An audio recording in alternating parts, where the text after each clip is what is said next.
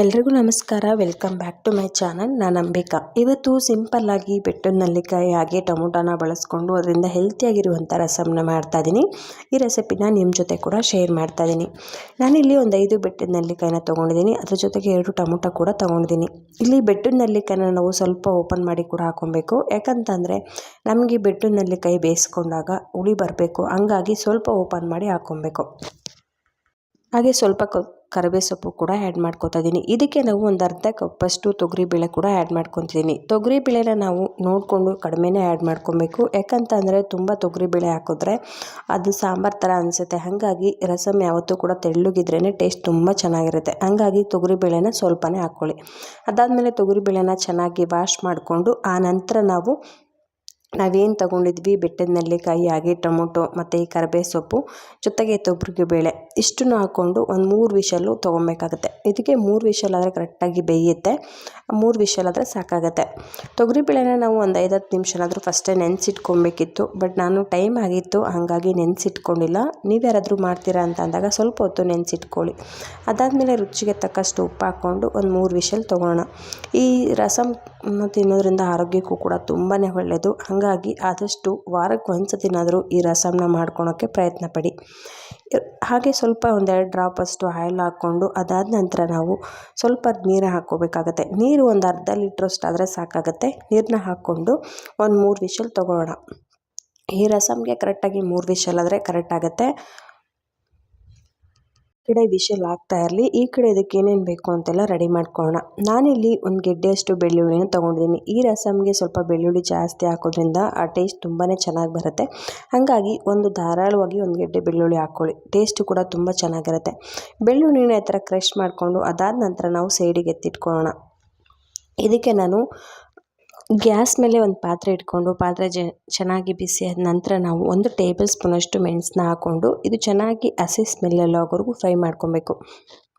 ಇದು ಚೆನ್ನಾಗಿ ಹಸಿ ಸ್ಮೆಲ್ ಹೋಗೋವರೆಗೂ ನಾವು ಜೀರಿಗೆನ ಆ್ಯಡ್ ಮಾಡ್ಕೊಬಾರ್ದು. ಯಾಕಂತಂದರೆ ಮೆಣಸು ತುಂಬ ಲೇಟ್ ಆಗುತ್ತೆ ಫ್ರೈ ಆಗೋದು. ಬಟ್ ಜೀರಿಗೆ ಹಾಗಲ್ಲ, ಅದು ಬೇಗನೆ ಫ್ರೈ ಆಗಿಬಿಡತ್ತೆ. ಹಾಗಾಗಿ ಮೆಣಸು ಚೆನ್ನಾಗಿ ಫ್ರೈ ಆದ ನಂತರ ನಾವು ಜೀರಿಗೆನ ಆ್ಯಡ್ ಮಾಡ್ಕೊಳ್ಳೋಣ.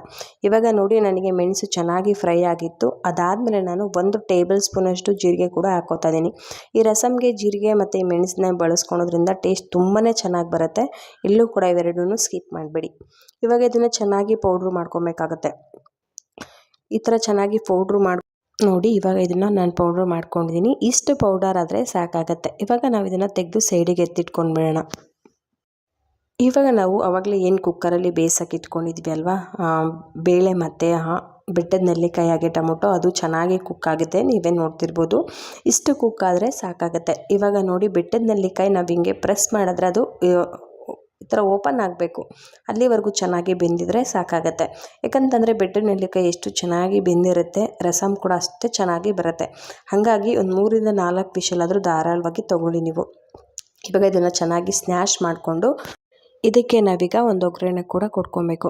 ಈ ಒಗ್ಗರಣೆಗೆ ನಾನು ಪಾತ್ರೆ ಇಟ್ಕೊಂಡು ಪಾತ್ರೆ ಚೆನ್ನಾಗಿ ಬಿಸಿ ಆದ ನಂತರ ನಾನಿಲ್ಲಿ 1-2-3 ಟೇಬಲ್ ಸ್ಪೂನಷ್ಟು ಆಯಿಲ್ ಹಾಕ್ಕೋತೀನಿ. ಆಯಿಲು ನೋಡಿಕೊಂಡು ಹೆಚ್ಚು ಕಡಿಮೆ ನಿಮಗೆ ಎಷ್ಟು ಬೇಕಷ್ಟು ಹಾಕ್ಕೊಳ್ಳಿ.